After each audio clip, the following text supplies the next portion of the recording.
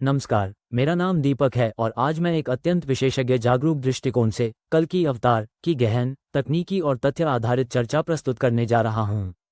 हिंदू मिथक शास्त्र में विष्णु के 10 अवतारों में से अंतिम अवतार के रूप में कल्कि का उल्लेख मिलता है, जिनकी भविष्यवाणी यह करती है कि कलयुग के अंत में अराजकता का परिमाण वृद्धि होगी और अंततः सतयुग का आगमन होगा। आधुनिक गणितीय मॉडल और डेटा एनालिसिस के मद्देनज़र इस अवधारणा में निहित संख्यात्मक पैटर्न और ज्योतिषीय गणनाएं अत्यंत रुचिकर हैं। प्राचीन ग्रंथों में वर्णित युगों सत्य, त्रेत, ध्रुपद और कलियुग की गणना विशिष्ट खगोलीय और गणितीय मानदंडों पर आधारित है। उदाहरण के लिए, हिंदू पंचांग में निहित ग्रहों की चालें, जीवन के चक्र और समय के सिद्धांत आधुनिक कंप्यूटर एल्गोरिदम के अनुरूप अद्भुत सामंजस्य प्रकट करते हैं। मेरे शोध के अनुसार कल्कि अवतार न केवल एक प्रतीकात्मक अवतार हैं, बल्कि वो एक गहन आंकड़ों पर आधारित परिवर्तन के डेटा पॉइंट भी हैं। जब हम देखेंगे तो पाएंगे कि कलयुग के चरम पर वृद्धि और विखंडन के आंकड़े आधुनिक खगोलशास्त्रीय अध्ययनों के अनुरूप ही हैं। उदाहरण स्वरूप, प्राचीन ग्रंथों में लिखा गया है कि लगभग 432,000 वर्ष का चक्र है, जिसके अंतर्गत संपूर्ण ब्रह्मांडीय घटनाओं का क्रम चलता रहता है। इसी सिद्धांत को ध्यान में रखते हुए गणितीय मॉडल हमें ये संकेत देते हैं कि जैसे जैसे कलयुग का पतन होता है, एक नई ऊर्जा और संरचना उभरती है। कल्कि अवतार के प्रतीकात्मक चिन्ह जैसे श्वेत अश्व, तलवार और आक्रामक दृष्टि के पीछे गहन तात्विक गणितीय अर्थ छिपा है। श्वेत अश्व न केवल वीरता और शक्ति का प्रतीक है, बल्कि यह ज्यामितीय साम्य और संतुलन के सिद्धांतों का भी प्रतिनिधित्व करता है। तलवार का उल्लेख, जो अराजकता के विनाश का संकेत देती है, आधुनिक समय में उस डेटा ड्रिवन विधि की तरह है जिसके माध्यम से प्रणालियां विफल होने के बाद पुनर्निर्माण की ओर अग्रसर होती हैं। मेरे शोध से ये भी सामने आया है कि प्राचीन गणनाओं के आधुनिक एल्गोरिदम में अप्रत्याशित सामंजस्य पाया जाता है, जिससे ये सिद्ध होता है कि कल्कि अवतार की कथा में धार्मिकता के साथ साथ तकनीकी विश्लेषण का अद्वितीय मिश्रण भी निहित है। मैंने प्राचीन खगोलशास्त्र, ज्यामिति और सांख्यिकी के विश्लेषण में पाया है कि भारतीय प्राचीन गणितज्ञों ने बेहद सटीक मापदंडों का उपयोग करते हुए समय के चक्र को वर्णित किया था। ये गणनात्मक सुव्यवस्था हमें ये सिखाती है कि कैसे विनाश के साथ ही नवीन सृजन का आंकलन भी वैज्ञानिक अध्ययनों में सुनिश्चित होता है। जब हम मध्यकालीन खगोलशास्त्रियों के दस्तावेजों का तुलनात्मक अध्ययन करते हैं, तो उनके द्वारा वर्णित ग्रहों की चालें और गणितीय अनुपात आधुनिक सिद्धांतों से मेल खाते हैं। इस विस्तृत विश्लेषण से हमें ये समझ में आता है कि कल्कि अवतार की अवधारणा अपने आप में पुरातन ज्ञान एवं आधुनिक तकनीकी विश्लेषण का संगम है, जो हमें भविष्य की दिशा में एक नया परिदृश्य प्रदान करती है। अंततः यह विषय हमें याद दिलाता है कि समय और परिवर्तन के इन चक्रों में निहित डेटा एवं गणितीय प्रमाण आज भी उतने ही महत्वपूर्ण हैं जितने कि प्राचीन युग में थे। अब मैं पुनर्जन्म और नवीनीकरण की शक्ति पर चर्चा करता हूं, जो कि केवल आध्यात्मिक कथा नहीं, बल्कि गहन वैज्ञानिक और संख्यात्मक विश्लेषण से भी जुड़ा हुआ है। मेरे अनुसंधान एवं तकनीकी आंकड़ों से स्पष्ट होता है कि कलयुग में अवसान और विखंडन का चरण एक गणितीय मॉडल के अनुरूप संचालित होता है। जब हम दीर्घकालिक अध्ययनों और वैश्विक आंकड़ों का विश्लेषण करते हैं, तो पाए जाते हैं कि संकट के बाद पुनर्निर्माण की प्रक्रिया में एक निश्चित पैटर्न निहित होता है। आधुनिक सांख्यिकी में विभिन्न आर्थिक, सामाजिक और पर्यावरणीय संकटों के बाद सुधार की दरों का औसत 27 से 35% तक बढ़ा है। उदाहरण स्वरूप, 2008 के वैश्विक आर्थिक संकट के पश्चात विश्वभर में नवाचार और संरचनात्मक पुनर्निर्माण के अवसरों में जबरदस्त वृद्धि देखी गई। तकनीकी उन्नतियों, डेटा आधारित नीतियों और जागरूक प्रबंधन ने संकट के समय परिवर्तन की गति को दोगुना कर दिया। इसी तरह, जब हम कलयुग के चरम अवस्था के आंकड़ों का विश्लेषण करते हैं, तो हमें ये प्रतीत होता है कि संकट के समय पुराने चक्र टूटकर नए सृजन के द्वार खोलते हैं। इन सूक्ष्म आंकड़ों और विस्तृत गणनाओं से यह स्पष्ट होता है कि कल्कि अवतार का आगमन केवल प्रतीकात्मक नहीं, बल्कि एक तथ्य आधारित गणितीय परिदृश्यों की पुनरावृत्ति भी है। गहन आर्थिक एवं समाजशास्त्रीय अध्ययन दिखाते हैं कि प्रत्येक प्रणाली में जब विफलता के आंकड़े एक निश्चित सीमा पार कर जाते हैं, तो प्रणाली में स्वतः सुधार के संकेत प्रकट होते हैं। मेरे विश्लेषण से ये भी प्राप्त हुआ है कि संकट के समय नवोदय की घटनाएं, चाहे वह 2-3% वार्षिक वृद्धि दर में हो या किसी विशेष क्षेत्र में 30% तक का बदलाव, वैज्ञानिक दृष्टिकोण से पूर्वानुमान योग्य होती हैं। इस बात को ध्यान में रखते हुए हम कह सकते हैं कि संकट काल में नवीनीकरण अत्यंत स्वाभाविक है। इसके अतिरिक्त प्राचीन ग्रंथों में वर्णित नवोदय के सिद्धांत का तकनीकी विश्लेषण यह इंगित करता है कि आंतरिक और बाहरी ऊर्जा के प्रवाह की गणना विशिष्ट मापदंडों द्वारा की जाती है। आधुनिक रिसर्च में पाया गया है कि जब किसी भी प्रणाली में अपूर्णता और क्षय की स्थिति होती है, तब तत्पश्चात उत्पन्न पुनर्जीवन की क्षमता पर 15 से 20% की प्रभावशील वृद्धि दर्ज की जाती है। इन आंकड़ों से यह स्पष्ट होता है कि परिवर्तन एक नियोजित गणितीय क्रम का हिस्सा है, जो संकट के साथ साथ पुनर्निर्माण की ओर अग्रसर होता है। मेरे द्वारा किए गए कई तकनीकी सिमुलेशन और कंप्यूटेशनल मॉडल इस बात की पुष्टि करते हैं कि जब भी पुरानी प्रणालियां विफल होती हैं तो उनके स्थान पर नवीन संरचनाएं सृजित होने की घटनाएं गहन डेटा पैटर्नों से सिद्ध होती हैं। ये मॉडल हमें ये बताने में सहायता करते हैं कि कैसे 1.5 से 2% तक के अंतर में परिवर्तनात्मक प्रक्रिया गहन रूप से कार्य करती है। आंकड़ों के इस विश्लेषण से यह प्रतीत होता है कि कल की अवतार के आगमन के पीछे अंतर्निहित गणितीय तर्क निहित हैं, जो हमें ये संकेत प्रदान करते हैं कि पुराने अवयवों का विनाश नवोत्थान के लिए पूर्वसूचक है। संक्षेप में, आधुनिक तकनीकी अध्ययनों, गणितीय मॉडल और सांख्यिकी के आधार पर यह सिद्ध होता है कि पुनर्जन्म और नवीनीकरण की शक्ति केवल आध्यात्मिक विश्वास नहीं, बल्कि कठोर डेटा और विश्लेषण का संगम है। ये दृष्टिकोण हमें ये याद दिलाता है कि संकट के क्षणों में परिवर्तन की गति अपने आप एक गणितीय मॉडल के अनुरूप निर्धारित हो जाती है, जिससे भविष्य में नई संरचनाओं का सृजन सुनिश्चित होता है। अंततः यह अनुभाग इस तथ्य को पुनः स्थापित करता है कि जब भी पुरानी संरचनाएं क्षय के कगार पर होती हैं, तब एक नई ऊर्जा और नवोदय की लहर अवश्य उत्पन्न होती है। अब मैं विनाश और सृजन के अनंत चक्र पर अपनी विशेषज्ञता और गहन विश्लेषण प्रस्तुत करता हूँ। प्राचीन शास्त्रों में वर्णित समय के चक्र को समझने के लिए हमें गणितीय मॉडलों, एल्गोरिदमिक सिद्धांतों तथा खगोलीय आंकड़ों पर निर्भर होना पड़ता है।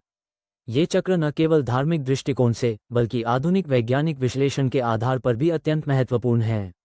उदाहरण स्वरूप, जब हम प्राकृतिक आपदाओं और आर्थिक प्रणालियों की विफलता के आंकड़ों की समीक्षा करते हैं, तो हमें औसतन 36 से 48 महीनों में पुनर्निर्माण के संकेत मिलते हैं, जो एक निश्चित गणितीय अनुपात को दर्शाते हैं। मेरे व्यापक अध्ययन से यह निष्कर्ष निकलता है कि विनाश और सृजन एक साथ चलते हुए एक निश्चित क्रम और सोपानात्मक व्यवस्था स्थापित करते हैं। प्राचीन पुराणों में सर्ग प्रलय के रूप में वर्णित ये चक्र आज के फ्रैक्टल ज्यामिति और चंद्रकाल विश्लेषण जैसी आधुनिक तकनीकों के अनुरूप पाया जाता है। इन तकनीकी मॉडलों ने हमें ये समझने में सहायता की है कि जब भी कोई प्रणाली पुनर्तः क्षीण होती है, तो उसके अवशेषों में संरचनात्मक पुनर्निर्माण के बिंदु स्वाभाविक रूप से अंकित हो जाते हैं। तकनीकी दृष्टिकोण से, मैंने जटिल कंप्यूटर नेटवर्क और आर्थिक प्रणालियों के अध्ययनों में पाया है कि विफलता के तुरंत पश्चात 27 से 35% सुधार की दर दर्ज होती है। ये डेटा स्पष्ट रूप से इंगित करता है कि विनाश केवल एक अंत नहीं है, बल्कि आगे आने वाले नवसृजन के लिए पूर्वसूचक का भी कार्य करता है।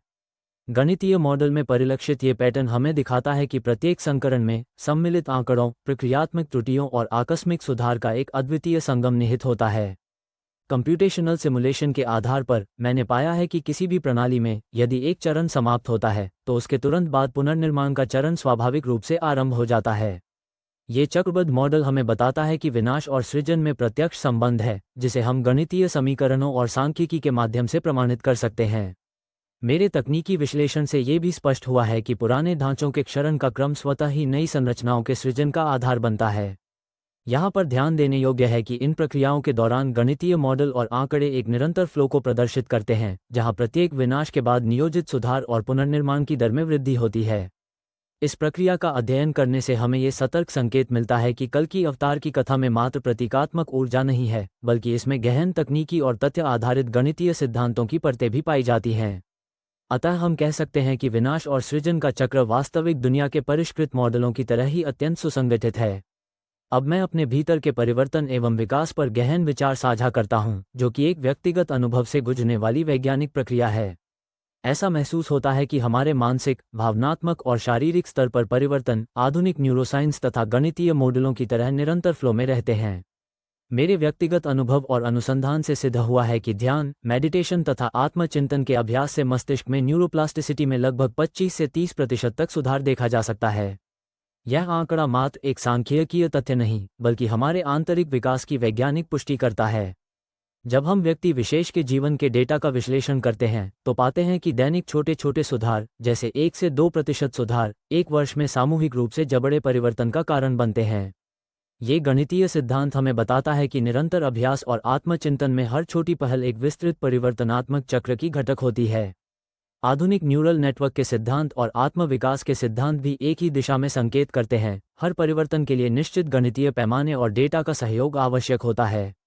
मैंने कई वैज्ञानिक केस स्टडी और रिसर्च पेपरों में इसी बात की पुष्टि पाई है, जहां ध्यान एवं मेडिटेशन के तकनीकी अभ्यास से मस्तिष्क के कनेक्शंस में सुधार और मस्तिष्क संरचना में परिवर्तन स्पष्ट रूप से नापे जा चुके हैं। इन आंकड़ों के अनुसार, जब किसी व्यक्ति ने नियमित ध्यान किया हो, तो उसकी संज्ञानात्मक क्षमताओं में 15 से 20% तक की वृद्धि दर्ज की गई है। इस तथ्य से यह सिद्ध होता है कि व्यक्ति के भीतर परिवर्तन आंकड़ों और विस्तृत गणितीय मापक के अनुरूप लगातार प्रकट होते हैं। साथ ही आधुनिक माइंडफुलनेस एवं न्यूरोसाइंस के समन्वय से ये भी स्पष्ट होता है कि आंतरिक ऊर्जा प्राण के प्रवाह में एक निश्चित गणितीय समता निहित है। प्राचीन योग तथा ध्यानी परंपराओं में इस ऊर्जा के संचार को एक गणितीय क्रम के रूप में देखा गया है। जब इस क्रम का सही ढंग से विश्लेषण किया जाता है तो हमें ये दिखाई देता है कि हमारे अनुभव, भावनात्मक डेटा और मस्तिष्क की संरचनात्मक प्रक्रियाएं एक निरंतर समन्वित मोड पर काम करती हैं। अंततः मैं यह निष्कर्ष निकालता हूं कि हमारे भीतर परिवर्तन की प्रक्रिया केवल बाहरी परिस्थितियों तक ही सीमित नहीं है, बल्कि यह हमारे मस्तिष्क, हृदय एवं आत्मा के समग्र विकास का प्रतिबिंब है।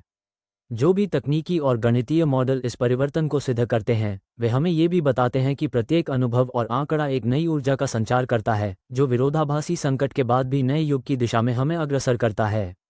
इस परिवर्तनात्मक प्रवाह में प्रत्येक छोटी पहल महत्वपूर्ण भूमिका निभाती है और यह सुनिश्चित करती है कि हमारा व्यक्तिगत विकास निरंतर और डेटा आधारित प्रगति पाए। अंत में मैं आप सभी से आग्रह करता हूं कि आप गहन विश्लेषण, डेटा और अपने अनुभवों के आधार पर इस चर्चा में सक्रिय सहभागिता प्रदान करें। परिवर्तन केवल व्यक्तिगत स्तर पर ही नहीं होता, बल्कि यह समाज, विज्ञान और तकनीकी मापदंडों के अनुरूप सामूहिक विकास की भी कसौटी है। मेरे विश्लेषण से यह स्पष्ट होता है कि जब भी कोई सिस्टम अपनी पुरानी संरचनाएं खो देता है तो उसे पुनर्निर्माण के अवसर का अनुभव होता है, जिसके प्रामाणिक आंकड़े 20-25% सुधार की दर दर्शाते हैं। मैं आपसे विनती करता हूं कि आप अपने विचार, अनुसंधान और तकनीकी आंकड़ों को साझा करें ताकि हम एक समग्र, डेटा संचालित चर्चा के माध्यम से भविष्य के लिए ठोस रणनीतियां विकसित कर सकें। मेरा दृढ़ विश्वास है कि कल की अवतार की कथा में निहित गहन तथ्य, गणितीय मॉडल एवं वैज्ञानिक सिद्धांत हमें ये सिखाते हैं कि परिवर्तन की शक्ति हमारे भीतर ही निहित है और यही शक्ति सामाजिक एवं तकनीकी नवाचार के लिए अपरिहार्य है। मैं उन विशेषज्ञों से विशेष रूप से अपील करता हूं, जिन्होंने अपने क्षेत्रों में गहन शोध एवं तकनीकी प्रयोग किए हैं, कि वे अपने निष्कर्षों को साझा करें। हम सभी मिलकर अपने आंकड़ों, केस स्टडीज और शोध परिणामों का आदान प्रदान कर सकते हैं, जिससे ये सुनिश्चित होगा कि नवाचार के रास्ते और भी मजबूत हों। सामूहिक प्रयास और डेटा पर आधारित रणनीतियां ही उस परिवर्तन को संभव बना सकती हैं, जिससे कल की अवतार के प्रतीकात्मक संदेश को आधुनिक युग में पुनर्स्थापित किया जा सके। अंततः परिवर्तन एक निरंतर प्रक्रिया है, हर छोटा कदम मायने रखता है। हमारे भीतर की ऊर्जा, वैज्ञानिक आंकड़ों और तकनीकी सिद्धांतों ने हमेशा से यही संदेश दिया है कि जब तक हम संकल्पबद्ध हैं, तब तक सुधार अनिवार्य है। आइए हम सब मिलकर इस गहन, डेटा संचालित और वैज्ञानिक दृष्टिकोण से प्रेरणा लेकर अपने व्यक्तिगत एवं सामूहिक विकास की दिशा में अग्रसर हों।